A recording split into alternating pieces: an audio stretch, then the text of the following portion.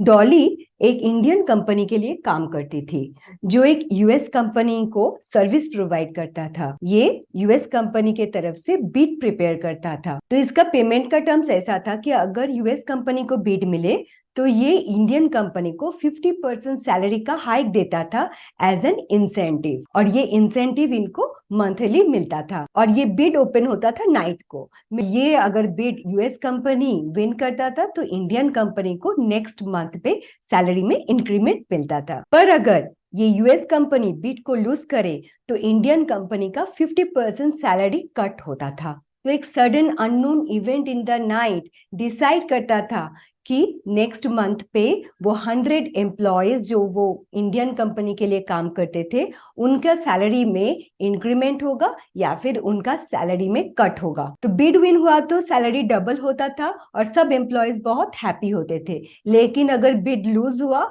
तो फिर सैलरी में कट होता था और एम्प्लॉयज सैड होते थे। ऐसा ही यूएस स्टॉक मार्केट का कोई इवेंट या फिर इंडिया में कोई इवेंट जो ओवरनाइट इवेंट हो या फिर ओवरनाइट न्यूज हो, वो नेक्स्ट डे स्टॉक मार्केट में गैप क्रिएट करता है। कोई major unexpected overnight positive news से मार्केट में नेक्स्ट डे बहुत ज्यादा after market buy order place होता है as everyone tries to buy and stock gap up open होता है। ऐसा ही major unexpected overnight negative news से मार्केट में next day after market sell order create होता है as everyone is trying to cell, और फिर stock price gap down open होता है। तो ये गैप जो अनएक्सपेक्टेड ओवरनाइट न्यूज से क्रिएट होता है, इसको ट्रेड कैसे करें? अगर हम देखें, मार्केट गैप अप ओपन होके कभी कभी ऊपर चला जाता है और कभी कभी वो गैप फिल करने भी आ जाता है नीचे।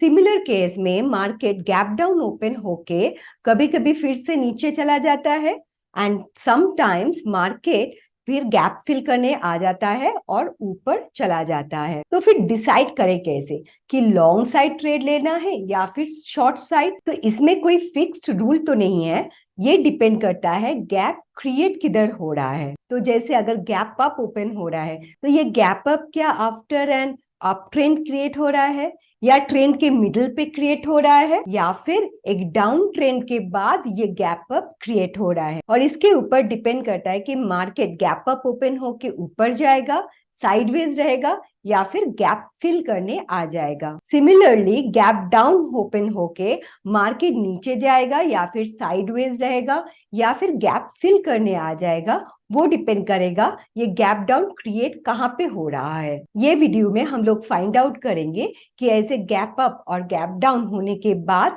ट्रेड कैसे प्लान करना है। तो चलिए चार्ट पे जाते हैं। जैसे अगर इधर देखें, यहाँ पे मार्केट ने एक गैप डाउन क्रिएट किया है और उसके बाद मार्केट धीरे धीरे नीचे चला आया है।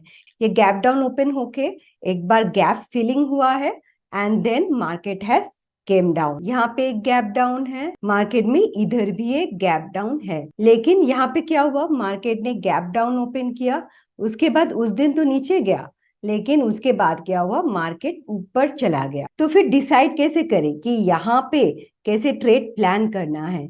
ये वाला गैप डाउन में first gap down, second gap down और थर्ड गैप डाउन। तो इसके लिए जो इंडिकेटर हम लोग यूज करेंगे ये फाइंड आउट करने के लिए कि इसको ट्रेड कैसे करना है, वो है RSI। मैं 5 पीरियड RSI यूज करती हूँ, तो 5 पीरियड RSI लगा लिया। तो यहाँ पे क्या हो रहा है, मार्केट ऊपर गया और उसके बाद ये गैप डाउन आया, तो मार्केट टॉप में है। ये वाला मार्केट यहाँ पे टॉप में है। RSI भी 70 के ऊपर जा चुका है। This is a pro gap. ये फर्स्ट गैप जो है वो प्रो गैप है। सेकेंड वाला जो गैप है, यहाँ पे जो गैप क्रिएट हुआ है, ये गैप में RSI ऊपर तो नहीं है, नीचे भी नहीं है, ये 70 और 30 के बीच में है।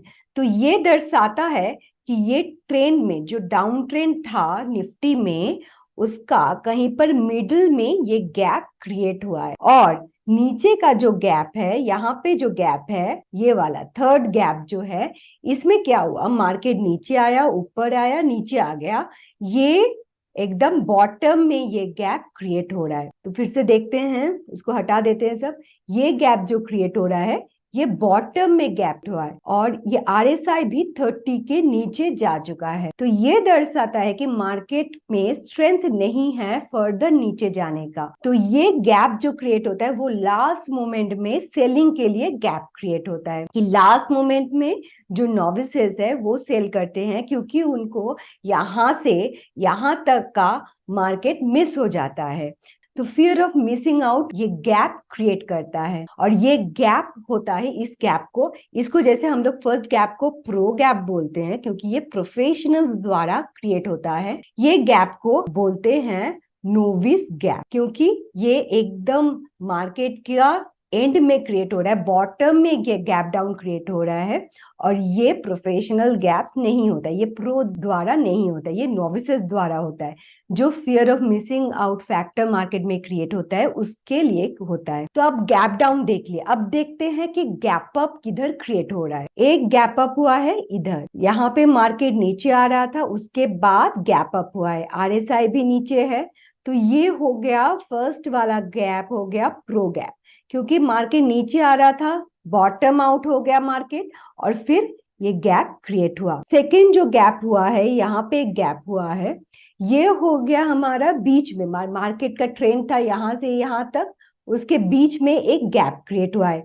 RSI तो ऊपर चला गया लेकिन मार्केट में तभी तक इतना मोमेंटम हुआ नहीं था। तो ये हो गया मार्केट का बीच वाला गैप। तो मार्केट थोड़ा सा साइडवेज गया एंड उसके बाद मार्केट ऊपर मूव कर गया।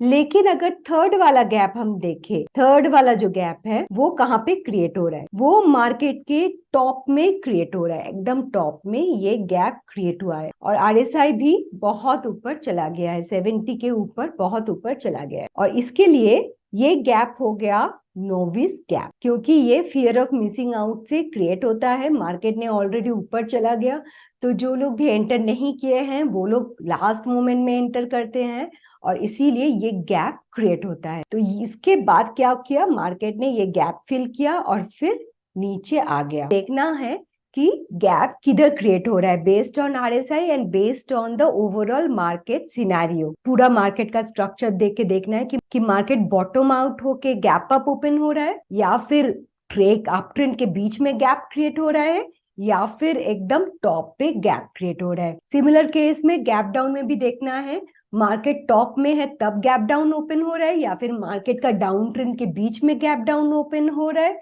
या फिर मार्केट एकदम नीचे चला गया उसके बाद एक गैप डाउन ओपन हो रहा है। तो एक बार अगर रिवाइज करें कि मार्केट ऊपर जा रहा है, हायर हाइज हायर लोज बना के, फिर यहाँ पे गैप डाउन ओपन हो गया, ये हो गया प्रो गैप क्योंकि यहाँ पे एकदम ऊपर पे टॉप पे एक गैप डाउन क्रिएट हो रहा है। और अगर मार्केट नीचे जा रहा था और बीच में कहीं पर गैप डाउन ओपन हो रहा है, ये हो गया ट्रेंड कंटिन्यूएशन का सिग्नल, ट्रेंड कंटिन्यूएशन इसमें हो सकता है। और अगर मार्केट बॉटम आउट हो गया, नीचे जाके बॉटम आउट हो गया, उसके बाद गैप डाउन ओपन हो रहा है, ये सिग्नल देता है नोविस गैप। तो इसके बाद मार्केट थोड़ा सा तो नीचे जा सकता है लेकिन अल्टीमेटली ऊपर जाने का ही प्रोबेबिलिटी ज्यादा रहता है। अभी उल्टा देख लेते हैं, गैप अप सिनारियो का देख लेते हैं।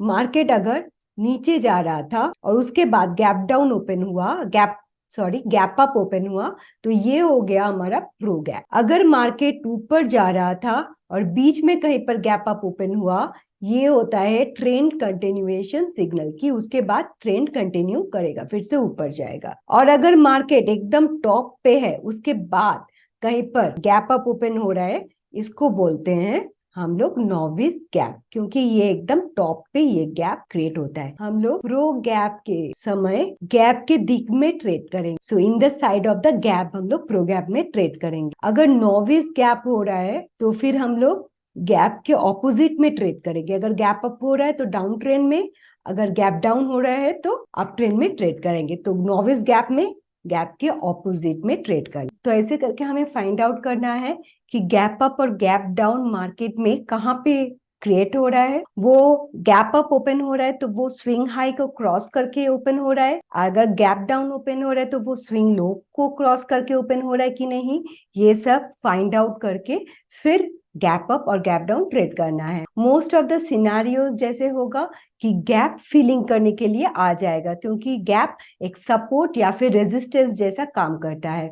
तो मार्केट गैप फिलिंग करने के लिए आता है और उसके बाद गैप के दिक में ट्रेड होता है, अगर ये ट्रेंड कंटिन्यूएशन का सिनेरियो है। लेकिन अगर ये रिवर्सल पैटर्न है जो प्रो गैप में दिखा जाता है, रिवर्सल पैटर्न में काफी जगह पे गैप फिलिंग करने के लिए मार्केट नहीं आता है क्योंकि वो बहुत स्ट्रॉन्ग गैप्स रहता है। और अगर ये नॉविस गैप क्रिएट कर रहा है, मींस एकदम डाउन ट्रेंड में गैप डाउन या फिर अप ट्रेंड में गैप अप ओपन हो रहा है, तो फिर ये गैप्स को ट्रेड ना करना ही बेटर है, क्योंकि इसमें कभी भी गैप फिलिंग या फिर रिवर्सल आ जाएगा और उसके बाद मार्केट बहुत तेजी से गैप का उल्टा दिक में जाएगा। तो अगर इस वीडियो से कुछ सीखने को मिली तो लाइक, शेयर एंड सब्सक्राइब जरूर कीजिए और आपको अगर कोई भी क्वेश्चन हो तो कमेंट सेक्शन में जरूर बताइए। Happy trading, bye bye.